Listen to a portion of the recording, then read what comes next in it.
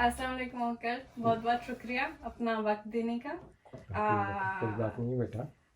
सबसे पहले मैं चाहूँगी कि आप अपना तारुफ करवाएं, थोड़ा अपना नाम, उम्र, आप पाकिस्तान से कहाँ से ताल्लुक़ रखते हैं और आपका आखिरी पेशा क्या था। मेरा नाम अखलाक अहमद है और मेरा ताल्लुक़ कराची से है। उम्र। मेरी उम्र है 68 साल उम्र है। और आप आखिरी आपने काम क्या किया। मैंने आखिरी काम किया था, अ, मैं कॉमर्स करता था, मेरी अपनी दुकान थी तो वो मैं चलाता था। मैंने 16 साल वो दुकान अपनी चलाई। ठीक है। आप किस उम्र में पाकिस्तान से फ्रांस आए। मैं फ्रांस आया तो उस वक्त मेरी उम्र थी 27 साल। 57। हाँ, 27 साल उम्र थी मेरी। और आपका फ्रांस आने का मंसूबा कैसे बना। फ्रांस आने का प्रोग्राम ऐसे बना था कि हम पहले फ्रैंकफर्ट में रह रहे थे, जर्मनी में। तो वहाँ पे कुछ लोग दोस्तों में थे, उन्होंने कहा कि भाई फ्रांस में इमिग्रेशन खुली हुई है तो आपके पेपर आसानी से बन जाएंगे, तो आप कोशिश करके फ्रांस चले जाएं। तो हम जो है किसी तरीके से बाई रोड जो है फ्रांस आ गए। और फ्रांस आने के बाद हमने जैसे ही हम आन के गार्दुलीस पे उतरे तो उसी टाइम हमें किसी ने बताया कि जाओ कॉमिसरिये में, पुलिस का जो वो होता है उसमें जाओ और अपना कागज़ बनवाओ। तो हम जब वहाँ पुलिस ऑफिस में गए तो उन्होंने हमसे एक एक फ़ोटो लिया और हमें जो है वो एक उस टाइम उसको रेसिपीसी कहते थे, तो वो हमें बना के दे दी। इसका मतलब ये है कि अब हम यहाँ फ्रांस में लीगल हो गए। तो फिर पहले आप फ्रैंकफर्ट किस तरह से आए, यानी फ्रैंकफर्ट में मेरे बड़े भाई जो है ना फ्रैंकफर्ट में रहते थे। तो जब मेरा जर्मनी का वीज़ा लग गया कराची में तो मेरे पास कोई चॉइस नहीं थी, तो मैंने कहा चलो फ्रैंकफर्ट चलते हैं। तो मैंने अपने भाई से रब्ता किया, उन्होंने कहा आ जाओ। तो इस तरीके से हम फ्रैंकफर्ट आए। अच्छा, फिर मैं इससे पीछे जाऊंगी, आपका जर्मनी आने का दिल कैसे किया। दरअसल मैं पहले कराची पोर्ट में काम करता था। तो वहाँ पे कुछ दोस्त थे, उन्होंने कहा कि भाई हम जो है हमारे पास एक क्लू मिला है कि हम आपका वीज़ा लगवा सकते हैं। तो हम 3-4 दोस्तों ने मिलके जर्मन एम्बेसी गए। वहाँ पे जो मेरे एक दोस्त का जानने वाला उसमें एम्बेसडर था, उसके ज़रिए हमारा वीज़ा लगा और हमने जर्मनी का वीज़ा हासिल जब कर लिया फिर हमने इरादा किया जर्मनी आएंगे। ठीक है। तो इस सिलसिले में आपके घर वाले सारे उनकी क्या राय थी कि करना चाहिए नहीं करना चाहिए, या आप उस वक्त जवान थे, आपने सोचा नहीं। मैं अपने घर में दूसरे नंबर पे था। मेरे बड़े भाई जो थे फ्रैंकफर्ट में रह रहे थे और मैं अपने दूसरे 9 बहन भाइयों के साथ अपनी माँ के साथ रहता था। तो जब मेरा वीज़ा लग गया तो फिर मैंने कहा हमें जो चांस मिला उससे फ़ायदा उठाना चाहिए। जबकि लोग जो हैं वो बाहर आने के लिए बड़ी जद्दोजहद करते थे और फिर भी नहीं आ पाते थे। बिल्कुल। तो मेरा बड़े आसानी से वीज़ा लग गया और मैं बहुत आसानी से जर्मनी आ गया। ठीक है। पहल जिस तरह से चंद दिनों में, पहले जिस तरह से आप फ्रैंकफर्ट आए हैं तो हम वहाँ की बात करेंगे। चंद दिनों में, फिर महीनों में, और जो पहले साल हैं उनमें आपकी कैफियत कैसी थी। मैं जब जर्मनी आया तो मैं आने के बाद तकरीबन 5 से 6 महीने जर्मनी में रहा और जर्मनी के 2-3 शहरों में मैं घूमा फिरा भी और काम का भी तलाश की। तो ज़रा काम मिलना मुझे मुश्किल हुआ। तो फिर कुछ दोस्तों ने कहा कि भाई फ्रांस में इमिग्रेशन खुली है, आप फ्रांस में चले जाएं, इस तरीके से आपके पेपर भी बन जाएंगे और वहाँ आप सक्सेस हो जाओगे। तो वहाँ से फिर मैं फ्रांस आ गया। और फिर जिस तरह से फ्रांस में आके जो पहले माह है या माहो साल हैं वो किस तरह से गुजरते हैं। शुरू में आए तो हमें बहुत दुश्वारी हुई और बहुत मुश्किल टाइम था, क्योंकि ना हमारे पास रहने की जगह थी, ना इतने वसाइल थे खाने पीने के, ना कोई असासा था। तो आहिस्ता आहिस्ता आहिस्ता जो है जिस तरीके से लोग फ्रांस में एक जगह का नाम पाकिस्तानी चौक बना हुआ है वहाँ पे जाते थे तो वहाँ मजदूरी मिलती थी। तो वहाँ शुरू में हमने मजदूरी करी। तो सुबह से शाम तक वहाँ मजदूरी करते थे और शाम को अपने घर आ जाते थे, जहाँ हमारा ठिकाना था रहने का, वहाँ आ जाते थे। तो बहुत मुश्किलात में हमने वो वक्त गुजारा शुरू का। जी। तो अब जब आप उन सालों के बारे में, उन महीनों के बारे में सोचते हैं तो कैसी आपकी कैफियत होती है? एक तो वक्त बहुत हो गया, 42 साल हो गए, तो लेकिन ये है कि याद अभी भी हैं, लेकिन वो बहुत कठिन वक्त था हमारे लिए, बहुत ज़्यादा कठिन वक्त था। लेकिन खैर अल्लाह पाक ने आसानी करी। फिर उसके बाद जो है, जब हम फ्रांस में आ गए तो 6 महीने बेकार रहने के बाद हमने अपना काम यहाँ शुरू किया। और हमें काम तो आता नहीं थी, सिलाई का काम यहाँ पे बहुत ज़्यादा था उस टाइम, फैशन गारमेंट का काम होता था, तो सिलाई का काम यहाँ पे बहुत ज़्यादा था। तो खैर हमने जो है 2-3 महीने में वो पहले सीखा और उसके बाद हम वो काम करने लगे। ठीक है। तो सबसे पहले आपने ये सिलाई का काम किया, उसके बाद आपने किस किस तरह के काम किए? और पहले जो है 4-5 साल हमने सिलाई का काम किया मुख्तलिफ जगहों पे, कहीं 6 महीने, कहीं 1 साल, कहीं 2 साल। उसके बाद फिर मैं एक फैक्ट्री में चला गया जहाँ पर जीन की पतलूनें बनती थी। फिर कंटिन्यूस वहाँ पर मैंने 4 साल काम किया। ठीक। और फिर उसके बाद? और उसके बाद फिर एक और दूसरी जगह मैंने काम किया, सिलाई से मुंसलिक काम था, लेकिन वहाँ पे इतना ज़्यादा नहीं किया, 1 साल, फिर 2 साल ऐसे करके। फिर 1988 में मुझे एक काम मिला, यहाँ पर उसको कहते हैं कटर मास्टर का, कुपर का काम, कुपर और कन्फेक्शन में वो काम मिला। फिर मैंने वो कंटिन्यूस कोई 6 साल किया, एक ही मालिक के पास। उसके बाद तकरीबन 6 साल वो काम किया और उसके बाद जो है फिर मैं आज़ाद अपना काम करने लगा, यानी किसी के पास नहीं। टेलीफोन लिंक थे मेरे, टेलीफोन जहाँ से आता था उसके पास काम करता था प्राइवेटली। ठीक है। इस तरीके। तो उसके कितने टाइम के बाद आपने अपनी दुकान खोली फिर? सन 2000 में मैंने अपनी 1999 में मैंने अपना कारोबार शुरू किया। तो जिन लोगों के लिए आप काम करते थे उनका किस तरह से रवैया था उनका आपके साथ? जिन लोगों के साथ काम किया उनका रवैया बहुत अच्छा था। अच्छा, बहुत पोलाइट लोग थे। और जो आदमी काम करता था, काम जानता था, काम दिल से करता था, उसकी बड़ी रिस्पेक्ट करते थे वो लोग। और तनख्वाह वगैरह भी बहुत अच्छी देते थे। तो इस तरीके से हमारा टाइम बहुत अच्छा गुजरा उनके साथ। तो जो पहले के वक्त था, जो मजदूरी आप लोग करते थे एक दिन दिहाड़ी वाइज, हाँ, तो उनमें उसमें भी इसी तरह के लोग अच्छे मिल जाते थे या डिपेंड करता था? नहीं, लोग अच्छे ही मिलते थे ज़्यादातर अच्छे लोग मिलते थे। काम में सहूलत थी, लेकिन ये कि मेहनत से करना पड़ता था काम। बिल्कुल।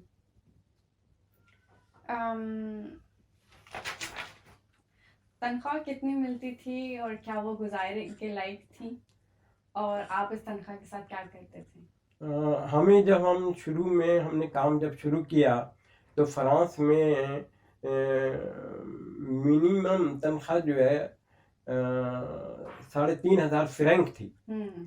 अच्छा, जो लोग 3,500 फ्रैंक भी कमाते थे उनका गुजारा अच्छा होता था, और वो कुछ आधी से ज़्यादा रकम बचा के अपने घर वालों को भी भेज सकते थे। तो हमने भी वही किया कि हम जो है थोड़े से पैसे अपने लिए रखते थे, बाकी अपने घर भेज देते थे, क्योंकि हमारे घर को ज़्यादा ज़रूरत थी। बिल्कुल।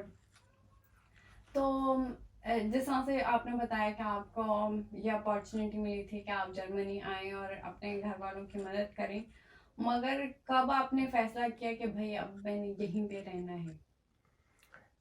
जब मैं फ्रांस आ गया और मुझे पेपर मिल गए, तो फिर और भी यार दोस्त थे, तो सबने मिलके यही फैसला किया कि अब इधर उधर जाने से कोई फायदा नहीं है। अब यहाँ के हमारे पास पेपर हैं तो अब हम यहीं रहेंगे और यहीं पर कामकाज करेंगे और यहीं अपनी सक्सेस हासिल करेंगे। ठीक। आपके काम के क्या औकात होते थे?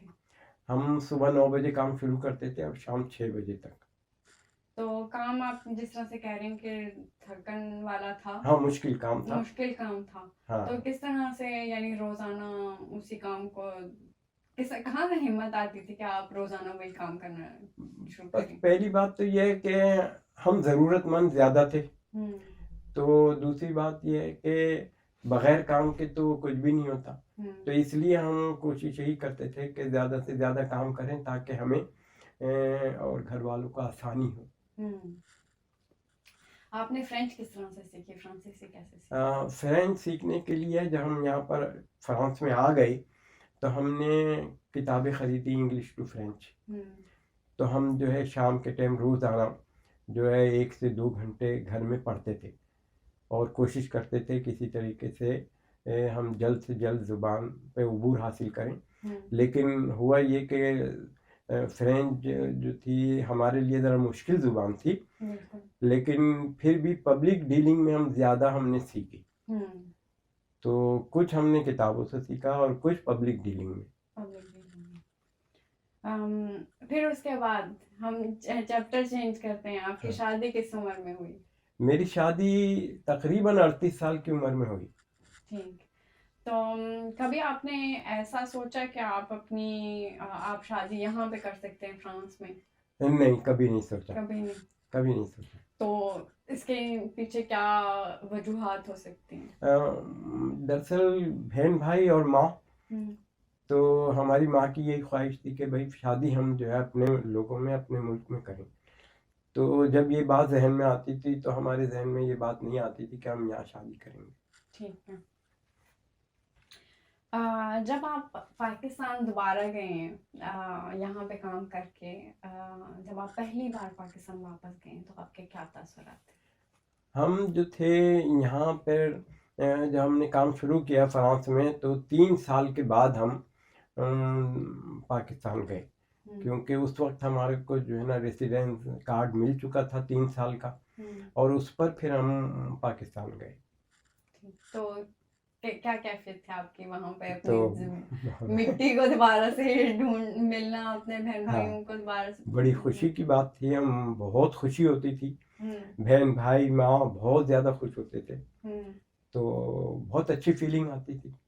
तो आप फिर उसके बाद आप रेगुलरली जाते रहते थे? हाँ, फिर हम रेगुलर जाते रहे, कभी 1 साल में कभी 2 साल में, इस तरीके से। ठीक। फ्रांस में जब आप रहते थे आपको पाकिस्तान की याद आती थी? बहुत ज़्यादा। बहुत ज़्यादा। किस तरह से, किन चीज़ों के लिए? या दरअसल वहाँ का माहौल कुछ और था और फ्रांस का माहौल कुछ और था। अच्छा, वहाँ बचपन के यार दोस्त फैमिली, तो इनमें हमारा घुलना मिलना बहुत ज़्यादा था। रोज़ाना की मशगूलियत ज़्यादा थी, तो हमें इसलिए वो बहुत याद आता था। फैमिली की भी हम बात कर सकते हैं कि फैमिली भी फिर वहाँ पे थी आपके सारा? ये बिल्कुल बिल्कुल, हाँ, फैमिली ज़्यादा थी हमारी। जब आपने यहाँ पे ख़ानदान फिर शुरू किया तो आपको कोई किसी तरह का डर था या किसी तरह की फिक्र थी? नहीं नहीं नहीं नहीं, क्योंकि हमारे से पहले, मुझसे पहले जो हमारे साथ दोस्त वगैरह थे वो भी शादियां कर करके आ रहे थे उस टाइम ना, मतलब हम तकरीबन एक ही एज के लोग थे, दोस्त वगैरह, कोई 2 साल बड़ा कोई 2 साल छोटा ऐसे थे। तो फिर एकदम से रूटीन चली कि पहले एक दोस्त शादी करके आया, फिर दूसरा, फिर तीसरा, ऐसे फिर हमने शादी करी जाके। तो सॉलिडेरिटी हो गई कि हर हाँ, कोई कर रहा है तो फिर आपको भी। मगर जिस तरह से कभी आपने ये सोचा था कि बच्चे होंगे यहाँ पे, वो फ्रेंच भी होंगे, वो पाकिस्तानी भी होंगे, किस तरह से वो लोग जेनरेट करेंगे, इस बारे में आपने कभी सोचा? इन सब चीज़ों का तजर्बा जो है ना बाद में हुआ, जब बच्चे होते रहे ना तो इन सारी चीज़ों का तजर्बा होता रहा, लेकिन क्योंकि यहाँ सहूलियात ज़्यादा थी तो इतनी मुश्किलात नहीं हुई। यहाँ पर रहते हुए आपको सबसे मुश्किल चीज़ क्या लगती थी? चीज़ हो सकती है, क्या कैफियत हो सकती है, कोई भी चीज़?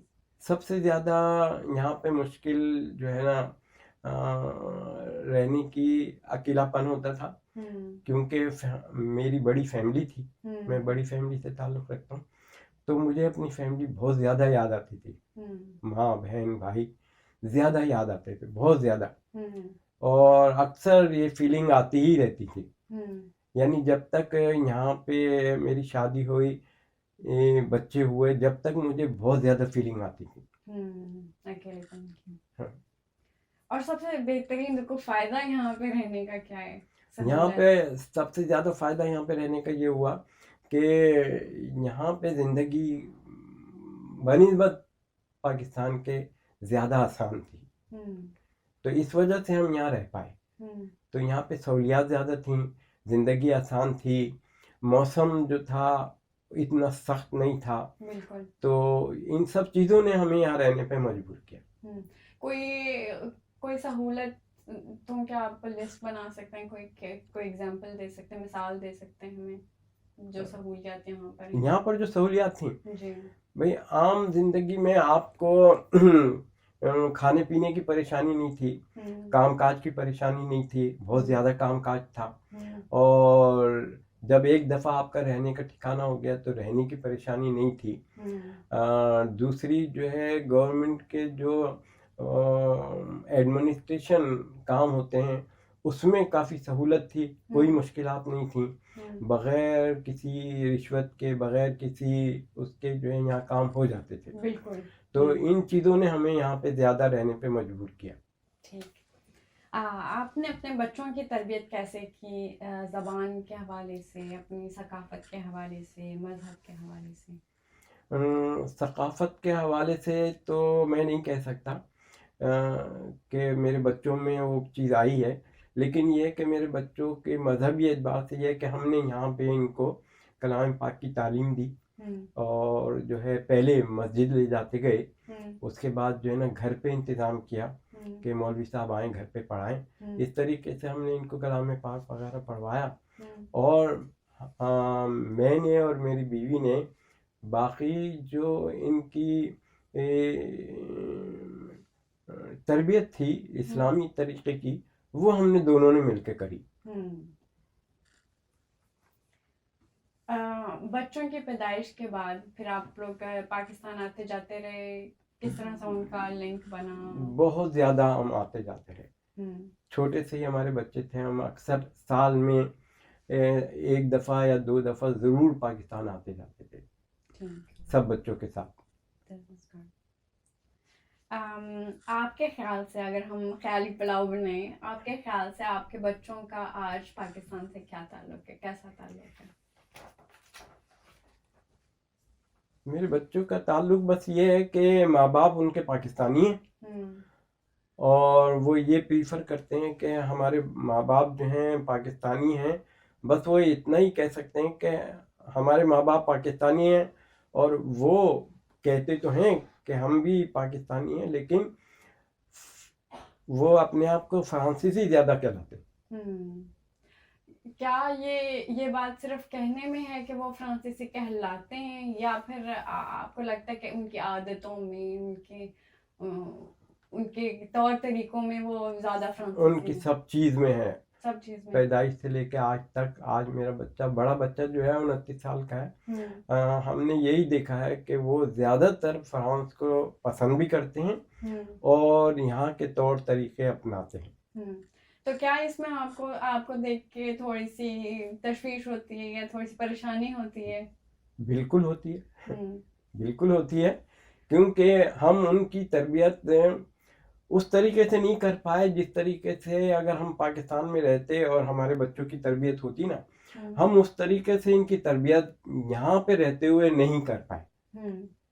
कोशिश हमने की है, लेकिन हम कर नहीं पाए। मगर वहाँ पे जिस तरह से सारी कम्युनिटी होती है, सारे लोग होते हैं, तरबियत जिस तरह से हो जाती है, सबकी कलेक्टिव एक तरबियत हो जाती है, जो कि यहाँ पे तकरीबन नामुमकिन है। हाँ, नहीं होते। सही दो बात है। बंदे, अगर आप कह रहे हैं कि आप काम भी करते थे साथ में, आपने आप फिर और भी चीजें करनी, तो उसमें कितना टाइम है कि आप कर सकें, हर चीज का ख्याल रख सकें? अब आप जब इनके बारे में सोचते हैं, इनके मुस्तकबिल के बारे में, तो आपको क्या नजर आता है? इनके मुस्तकबिल के बारे में यह है कि दो तरीके से सोचा जाता है। पहला तरीका तो ये है कि यहाँ पे इनके कामकाज का जो है ना कोई इतना मसला नहीं है, ये कर सकते हैं। दूसरा ये है कि ये रिलेशनशिप के अंदर जो है ना मसले हैं। हम जिस तरीके से हम पाकिस्तान में रहते हुए हमारे रिश्तेदारों के साथ जो ताल्लुक होता है वो इनको नहीं मिल पाया। जो औतुकाश हाँ, होती है, एक दूसरे से एक दूसरे से मिलना जुलना होता है, सोशल, समाजी और कल्चरल, वो चीज़ें इन्हें नहीं मिली। उसके लिए हमें सोचना पड़ता है, फिक्रमंद रहते हैं। बिल्कुल। तो क्या उसकी जगह यहाँ पे फ्रांस में कोई इनको सोशल सर्कल मिला या लोग मिले जिनसे इनकी वो जरूरत पूरी हो सके? नहीं मिला। तो अब जो इनका मुस्तकबिल होगा वो फ्रांस में होगा या पाकिस्तान में होगा? जाहिर है, तो पैदा यहाँ हुए हैं, पले बड़े यहाँ हैं, तो मुस्तकबिल इनका यहीं है। क्योंकि पाकिस्तान का तो ऐसा है, मुझे 42 साल हो गए पाकिस्तान छोड़े हुए, मैंने कभी उसके अंदर कोई तरक्की या आप कह सकते हैं कि एक तो तरक्की, दूसरा क्या कह सकते हैं, बेहतरी कोई नहीं देखी। हम जब भी पाकिस्तान गए हैं, जैसे पिछले साल गए, इस साल गए, देखा हमने बद से बदतरीन ही हो रहा है। कोई उसमें अच्छाई और कोई तरक्की या अच्छाई कुछ नहीं देख रहे हैं। मजीद जो है वो डूबता जा रहा है। जो लोग गरीब हैं वो गरीब से गरीब तर हो रहे हैं, बिल्कुल गरीब तर हो रहे हैं। उनके लिए बेचारों के लिए काम ही नहीं है। अब जब आप पाकिस्तान जा रहे हैं, जिस तरह से हम बात कर रहे थे यही बात हम कर रहे थे, अब जब आप पाकिस्तान वापस जाते हैं तो क्या आपको पाकिस्तान वैसे ही लगता है जिस तरह से आप 42 साल जिस तरह से आप छोड़ के आए थे? नहीं। क्या अब अगर आप जाना चाहें वहां पे दोबारा आप तो क्या आपको लगता है आप रह पाएंगे वहां पे? बहुत ज्यादा मुश्किलात हैं, रह तो पाएंगे लेकिन बहुत मुश्किलों के साथ, जो कि अब हम बर्दाश्त नहीं कर सकते, बर्दाश्त नहीं कर पाएंगे। यहाँ पे आपकी कोई ऐसी याद हो, यहाँ पे हो या पाकिस्तान में हो, कोई ऐसी याद हो जो आपके लिए सबसे ज्यादा खुशी की बात है?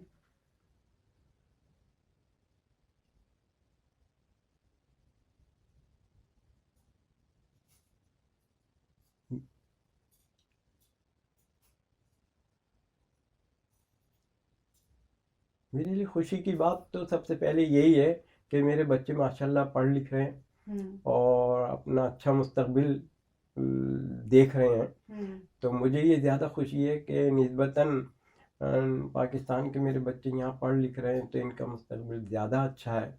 मुझे इस बात से खुशी होती है कि मेरे बच्चे जो हैं माशाल्लाह सही सिमत में हैं। इस बात से मुझे खुशी होती है। और कोई ऐसी याद जो बहुत मुश्किल हो, जो जब आप याद करते हो आप कहीं वो वक्त बहुत मुश्किल था, ये अब मेरे बच्चों पे ना आए? या मुश्किल वक्त तो पाकिस्तान में था और बहुत सारी मुश्किलात आई। उनमें एक बहुत बड़ी मुश्किल ये थी कि मैं यहाँ पर था, मेरी वालदा का इंतकाल हो गया 1988 में। तो वो वक्त मेरे लिए बहुत ज़्यादा मुश्किल था। क्या आप जा पाए उस वक्त? नहीं जा पाए। नहीं। जाहिर है वो तो बहुत मुश्किल होता है, बहुत दिल करता है उस वक्त क्या आप उड़ के वहां पे पहुंच जाए। बिल्कुल ऐसा ही और दूरी फिर बीच में हायल होती है। हाँ, ऐसा था, बिल्कुल ऐसा ही था। अगर आपको जिंदगी दोबारा मिले तो आप कैसी जिंदगी जीना चाहेंगे? जिंदगी दोबारा मिलना तो नामुमकिन है, लेकिन अगर हम फर्ज कर लें मिल भी जाए तो मैं समझूंगा कि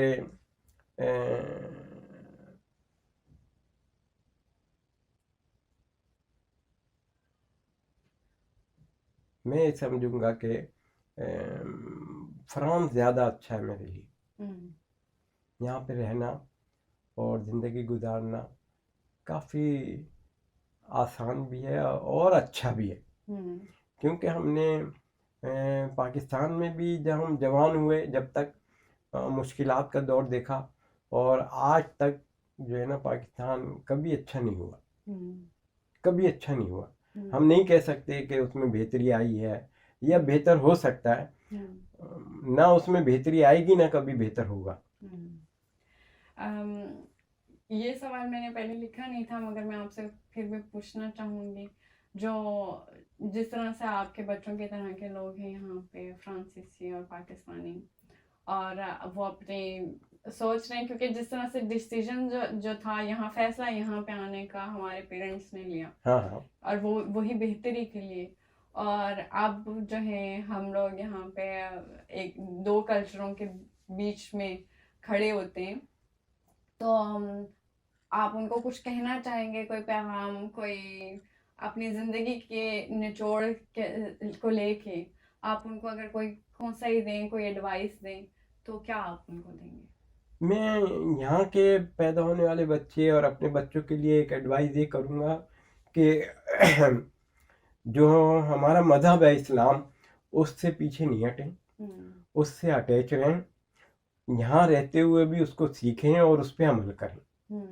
ये मेरी एडवाइस है तमाम यहाँ रहने वाले बच्चों के लिए जो यहाँ पैदा हुए। तो मजहब कल्चर से पहले, क्योंकि कल्चर शायद हम छोड़ सकते हैं मगर मजहब नहीं छोड़ सकते। बहुत बहुत शुक्रिया आपका। कोई ऐसी चीज जो आप मजीद इसमें शामिल करना चाहें? अभी तो मेरे ध्यान में नहीं है। अपनी ज़िंदगी के हवाले से, अपने मुश्किलात के हवाले से? बस अब मुश्किलात ये हैं कि इस उम्र में आने के बाद जो है हमें बहुत ज़्यादा महसूस होता है कि हम यहाँ पर आए, रहे, ज़िंदगी गुजारी, तो लेकिन हमारी जो जड़ें हैं वहाँ पर हैं, तो हमें उनसे गहरा लगाव है। और ये बात कहीं पे कॉन्ट्राडिक्टरी नहीं है, यानी ये ऐसा हो सकता है, ऐसा मुमकिन है कि आपकी जड़ें हों, आपको उनसे बहुत बेहद लगाव हो, मगर ये कि आप उससे आपकी ज़िंदगी जो है वो कहीं और हो, ये यानी ये एक रास्ता हो सकता है, ये मुमकिन है? हाँ, क्यों नहीं हो सकता, रास्ता तो है, लेकिन आप उस चीज़ को भूल नहीं सकते ना, जो आपकी जड़ें हैं वहाँ पर हैं, और वो हर वक्त आपकी यादों में रहता है इस उम्र में आने के बाद। क्योंकि यहाँ जवानी तक तो ठीक है, बच्चे हैं ठीक है, लेकिन एक बुढ़ापे का जो है ना यहाँ ज़रा मसला बहुत ज़्यादा कठिन है। कि अब आप देखें कि हमारे यहाँ फैमिली के अंदर लोग रहते हैं, काम काज जो भी होता है, लेकिन घर में कोई ना कोई लोग होते हैं। यहाँ ये है कि अगर बच्चे काम काज पे चले जाएं तो आप तनहा महसूस करते हैं। बिल्कुल। तो वो चीज़ आपको मारती है। बिल्कुल बिल्कुल। तन्हाई जो है वो मारती है आपको। बिल्कुल, क्योंकि ये रहन सहन यहाँ का एक तरह से इस तरह से है, क्या लोगों को काम करने की जरूरत है, और कोई इस तरह से घर में रह नहीं सकता, और उन्हें जाना है, आपका कोई इस तरीके से आपको हेल्प नहीं हो सकती, आपको जो है उनको छोड़ना ही पड़ता है। तो ये चीज़ बहुत ज़्यादा कठिन है और दुश्वार है। एक क्वेश्चन मैं पूछना चाहूँगी, थोड़ा सा ये हट के, आपको क्या लगता है उन लोगों के बारे में जो यहाँ पे रहते हैं, अपनी ज़िंदगी यहाँ पे गुजारते हैं, मगर फिर भी उनकी ये ख्वाहिश होती है कि मैंने दफन जो है वो पाकिस्तान होना है? क्या इट्स रियलिस्टिक, यानी वो क्यों इस तरह का लोग सोचते हैं, क्यों वापस जाना चाहते हैं? क्या ये जड़ों की बात है, क्योंकि उनको उस मिट्टी से लगाव होता है तो इस वजह से वो वहाँ पे वापस जाना चाहते हैं, या नहीं करना चाहिए इस तरह से? नहीं, अगर आपको आसानी है और सहूलत है तो यकीनन आपको जाना चाहिए। अगर वसीयत आपको करनी चाहिए कि भाई अगर मेरा ऐसा मामला हो जाए तो मुझे तदफीन मेरी वहाँ हो, ये एक अंदर ख्वाहिश है और रहती है। लेकिन इस्लामी तरीके से देखा जाए तो उसमें यह है कि आप जहाँ हो, अगर आपका इंतकाल वहाँ हो जाता है तो आपकी तदफीन वहीं होनी चाहिए। तो दोनों सूरतों में ये, अगर आपको आसानी है जा सकते हैं तो भेज दिया जाए, ना आसानी हो तो यहीं तदफीन हो जाए। दोनों चीज़ों के लिए आपको तैयार रहना चाहिए। आपने यहाँ पे बहुत ज़्यादा टाइम गुजारा है, तो क्या आपको इस तरह से लगता है कि आप फ्रेंचों के साथ घुल मिल गए? नहीं नहीं। नहीं। तो क्या आपको लगता है कि आपके बच्चे घुल मिल पाएंगे? हाँ, मेरे बच्चे तो घुल मिल पाएंगे क्योंकि उनकी पैदाइश है, उस माहौल और हर चीज़ कल्चर सब वो अडॉप्ट कर रहे हैं। लेकिन हमारा ज़रा मुश्किल है। क्यों? क्यों? हाँ, वजह ये है कि हम अपनी जवानी तक जो है ना अपने माहौल में रहे हैं। उस माहौल ने हमारे जड़ें बहुत मजबूत कर रखी हैं। तो हमारे लिए बहुत दुश्वार है उसको छोड़ना और उनसे अलग होना। मुश्किल है, बहुत मुश्किल काम है। कोई ऐसी मिसाल है जिसके आप एग्जाम्पल देना चाहें हमें?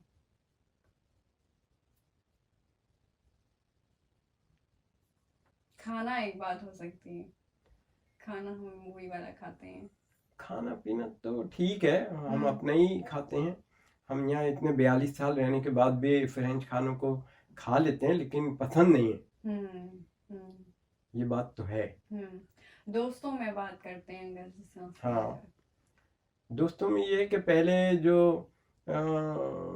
हल्का अहबाब था, दोस्ती वगैरह थी, वो कुछ और थी, आज कुछ और है। अब यहाँ पे ये है कि बूढ़े होने के बाद भी दोस्त वगैरह सब ये साथ छोड़ जाते हैं। और वहाँ पे ये है कि जितने आप बूढ़े होते हैं इतने बूढ़े आपके करीब होते हैं, लोग आपके करीब होते हैं, दोस्त पुराने दोस्त वगैरह सब मिलने आते हैं, आपसे मुलाकात की ख्वाहिश रखते हैं। लेकिन यहाँ ये माहौल नहीं है। तो क्या ये बात है कि जो बड़ा होता है घर में पाकिस्तान में, वो हमेशा सबसे ज्यादा उसकी रिस्पेक्ट होती है, उसकी कदर होती है और उसकी इज्जत होती है। तो वो जब हमें कहते हैं कि मैंने अपने दोस्त से मिलने जाना है, तो हर कोई उसके लिए तैयार होता है और आपके लिए सारी जो काविश है, हाँ, उनको उसमें आपकी मदद करेंगे। यहाँ पे शायद इससे जैसे क्योंकि हर कोई अपने अपने मशागिल में हाँ, मसरूफ होता है, तो फिर वो मिलाप नहीं हो पाता इतना ज्यादा जितना बिल्कुल ऐसा होना ही चाहिए। बिल्कुल ऐसा ही है। बिल्कुल ऐसा ही। जो आप कह रहे थे ना कि आप घुल मिल नहीं पाए, तो क्या वजह थी? क्योंकि आपके दोस्त भी ज्यादातर पाकिस्तानी थे। हाँ, फ्रेंच आपके दोस्त बने नहीं। हाँ, तो क्या क्या वजूहात थी कि आप इधर, क्या ये मैं नहीं कह रहा कि गोरा बन जाए, फ्रेंच बन जाए, लेकिन हाँ, थोड़ा सा कि इनके बीच में रह सके, हाँ, आपको समझ सके। हाँ, क्या चीजें थी जो बैरियर बनी आपके लिए कि आप ये नहीं कर पाए, या अगर करने की कोशिश करी तो कुछ ऐसी डिफिकल्टी? बात यह है कि अगर हमें मतलब अपने लोग नहीं मिलते और ज़्यादा हम फ्रेंचों में रहते और उन्हीं के साथ घुल मिल जाते और अपने लोगों में नहीं होते, हमारे लोग ज़्यादा नहीं होते यहाँ पे, तो मुमकिन है कि हम इनमें घुल मिल जाते।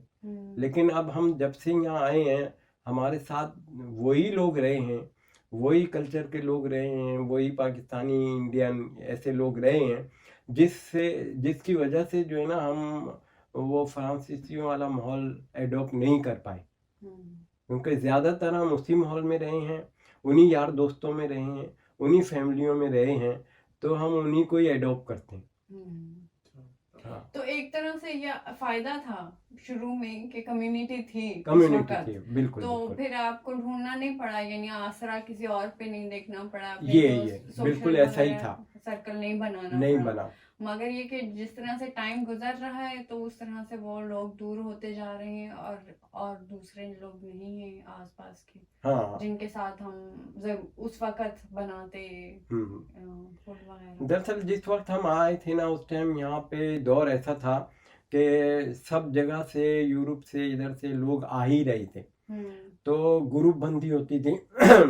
जब ज़्यादातर लोग मिलते थे तो अपने माहौल में रहने की कोशिश करते थे ज़्यादातर, तो इसी तरीके से टाइम गुजरता गया।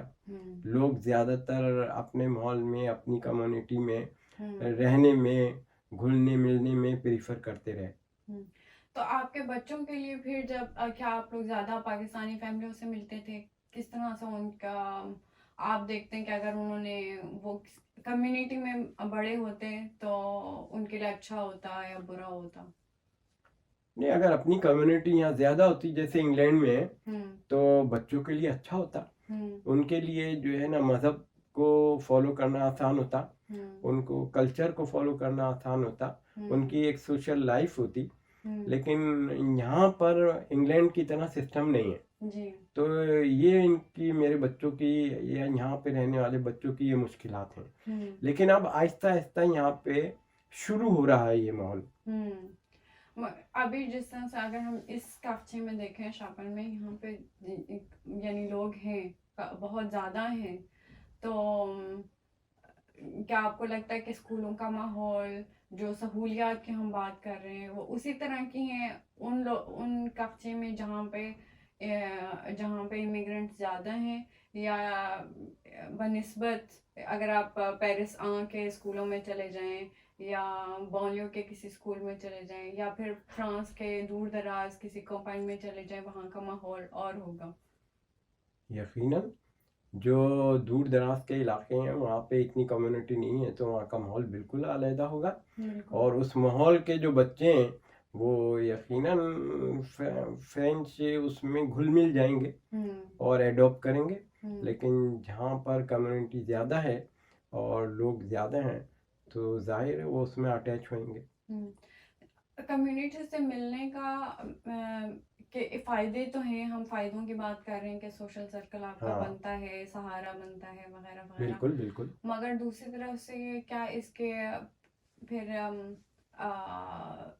क्या कहते हैं, दूसरी तरह से इसके नेगेटिव पहलू भी हैं। कि जिस तरह से आप फ्रेंच नहीं सीख पाते या फिर आप थोड़ा सा अपने उस याद में लगे रहते हैं और आप आगे नहीं बढ़ पाते, और शायद अगर आपके दोस्तों के एम्बिशंस इतनी ज़्यादा ना हों तो आप फिर उसी सर्कल में रहें और आप कहें भाई मेरे दोस्त ये कर रहे हैं तो मैं भी अपने लिए कोशिश ना करूं।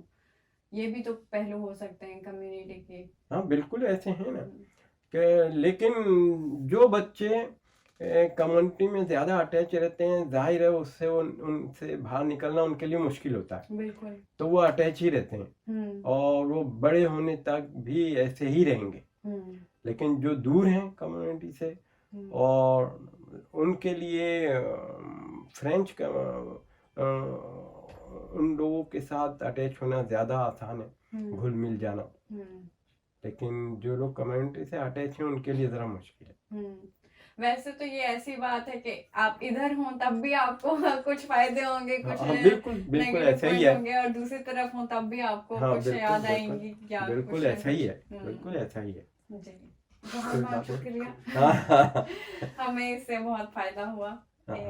हमें क्या कहते हैं, हमें उम्मीद है कि और लोग जो इसको सुनेंगे उनको भी बहुत पसंद आएगा। बिल्कुल अच्छी बात है। मेरे ख्याल से हम लोग ज्यादा बैठते नहीं हैं, जिस तरह से आप कह रहे हैं कि हम लोग अपनी मसरूफियात में इतने मशगूल होते हैं कि हम मसरूफ होते हैं कि हम नहीं आ पाते, ये बातें नहीं कर पाते। मगर ये बहुत जरूरी है और बहुत जरूरी है।